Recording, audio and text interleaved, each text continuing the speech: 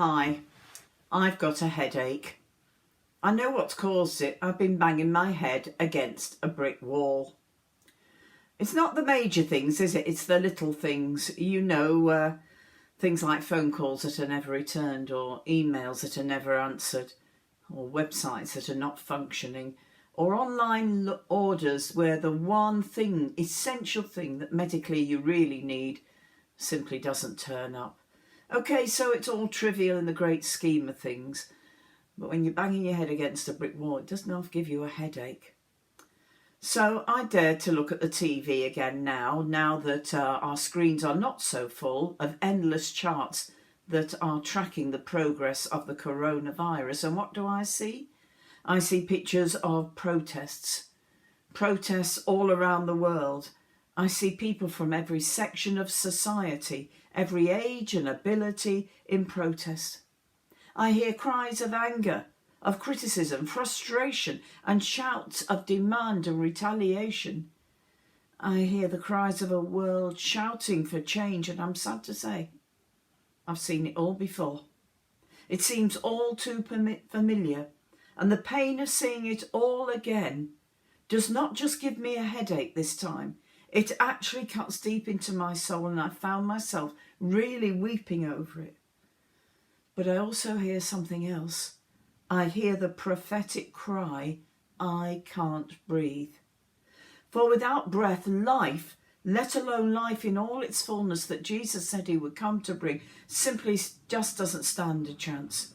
In the cry, I breathe, I hear the cry of truth speaking to power.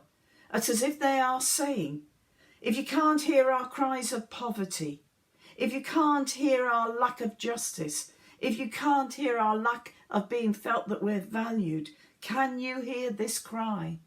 I can't breathe.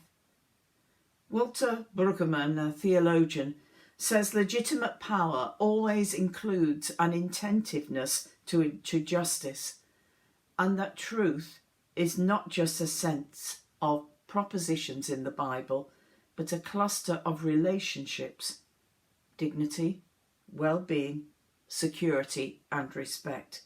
And if you want further biblical proof, remember that when God met with Moses, when Moses came back to the people with truth, that truth had come from the cry of slaves who needed a chance to breathe for themselves free from the slavery of Pharaoh. And in reality, Jesus always spoke truth to power, whether to the local Roman dignitaries, to sinners, to religious power holders, and even to spiritual powers. Speaking truth to power is the work of the kingdom. I can't breathe does not just come from the lips of George Floyd, but it comes from the lips of everyone whose lands have been possessed, peoples enslaved, and resources plundered. There is no nation that can hold its head up high here, and all have had the desire to conquer and dominate others, for which each one of us should deeply lament. So will we continue to bang our heads against a brick wall and get headaches? Is there nothing we can do? It's worth remembering that there was a time when slavery was desired and accepted, and one man stood the line, so that slaves might breathe freely. There was a time when black and white could not sit on the same bus, but one woman chose to breathe a different kind of air. There was a time when children were seen but never to be heard, and one teen's voice brings leaders of nations to task over climate change.